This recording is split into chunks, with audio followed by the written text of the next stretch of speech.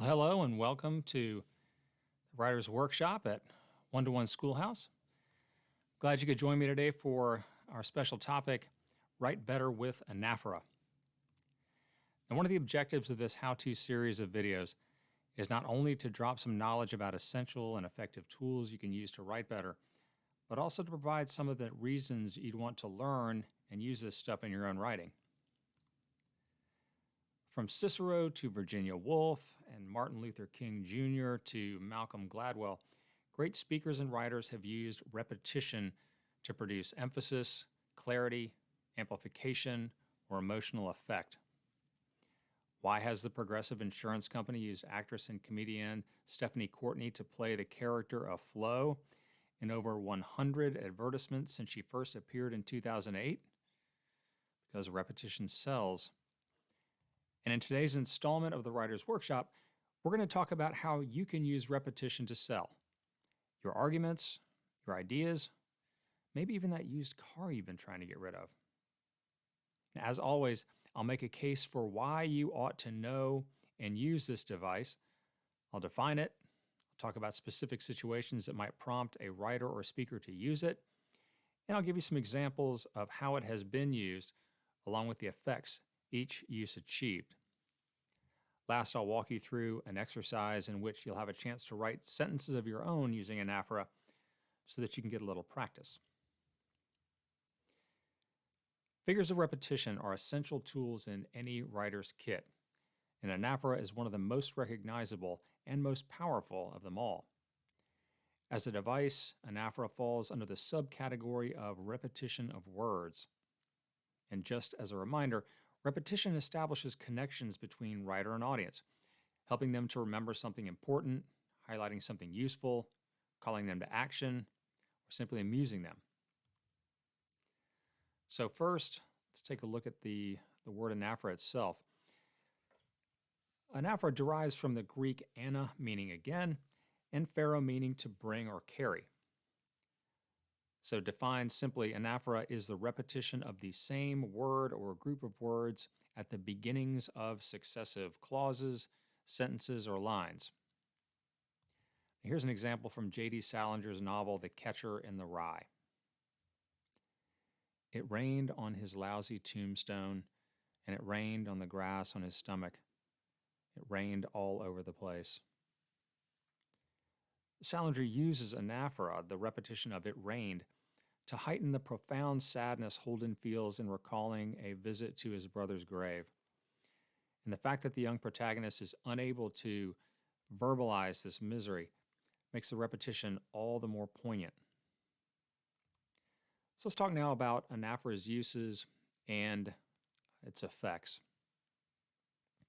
ANAPHORA is deliberately used to create emphasis, to create clarity, to create amplification, to create emotional effect. ANAPHORA is commonly used in conjunction with climax, meaning that with each repeated word or group of words, the writer builds energy, builds momentum, builds power that often takes the form of crescendo, as you'll hear at the end of great musical symphony pieces or rock and roll songs like The Who's Who Are You? And what follows are just a handful of general instances when you might use ANAPHORA in your writing. To create rhythm in text, whether that rhythm is pleasing, rousing, or relentless. To make a phrase more memorable for the reader or listener. To give structure to a lengthy list.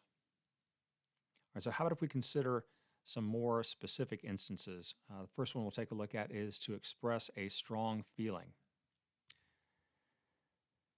The following is an excerpt from a speech delivered by the British Prime Minister Winston Churchill to the House of Commons of the Parliament of the United Kingdom on June 4th, 1940. We shall go on to the end. We shall fight in France. We shall fight on the seas and oceans.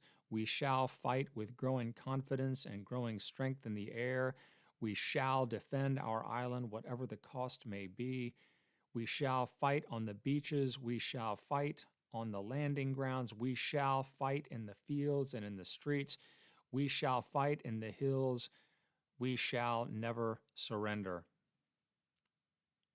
The repetition of the phrase we shall, used here 10 times in just 78 total words, is intended to cement in the hearts and minds of the people who were in dreadful anticipation of an invasion by Nazi Germany that Great Britain would ultimately prevail. How about one more? The following is an excerpt from, it's the beginning, of an amazing 825-word sentence in Junot Diaz's Pulitzer Prize-winning novel, The Brief, Wondrous Life of Oscar Wilde. After his initial homecoming week, after he'd been taken to a bunch of sights by his cousins, after he'd gotten somewhat used to the scorching weather and the surprise of waking up to the roosters and being called Huascar by everybody, that was his Dominican name, something else he'd forgotten, after he refused to succumb to that whisper that all long-term immigrants carry inside themselves, the whisper that says, "You do not belong." After he'd gone to about 50 clubs, and because he couldn't dance salsa, merengue, or bachata, had sat and drunk precedentes while Lola and his cousins burned holes in the floor. So here the writer opens with the preposition after. Naturally, to begin any sentence with this particular prepositional phrase, dependent clause, alerts the reader to the fact that the payoff, the key idea, is coming later, like waiting for the dropping of a second shoe.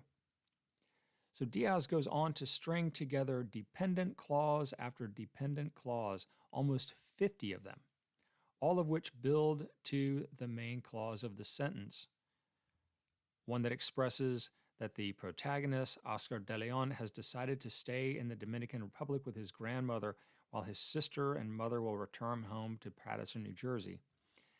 The repetition of the word after acts as something like a negative magnet. It's sort of relentlessly propelling the logic of the sentence toward its main idea. All right, so how about if we practice? So if you don't have a writing implement and something upon which to write, or if you don't have your word processing program open, go ahead and press pause now and you can gather that stuff up and join me in a second. So then what we're going to do is let's write a sentence using ANAPHORA that expresses a sense of frustration or anguish or despair at the loss of a beloved, say a boyfriend or girlfriend, significant other, for whom you did any number of things, big and small, in an effort to prove your love or loyalty or commitment.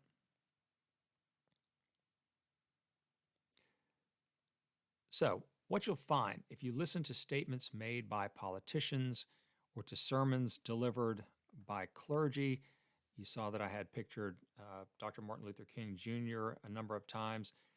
He is famous for using figures of repetition, ANAPHORA in particular. If you just take a listen to or look at the text of his "I Have a Dream" speech, the prose is absolutely studded with ANAPHORA.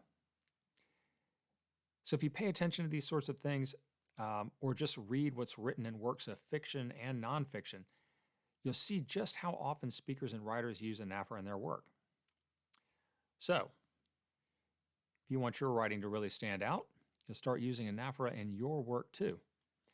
And as always, if you want one-to-one help with your writing, be sure to reach out to us here at One-to-One Schoolhouse at www.121schoolhouse.com. Thanks, and we'll talk to you next time.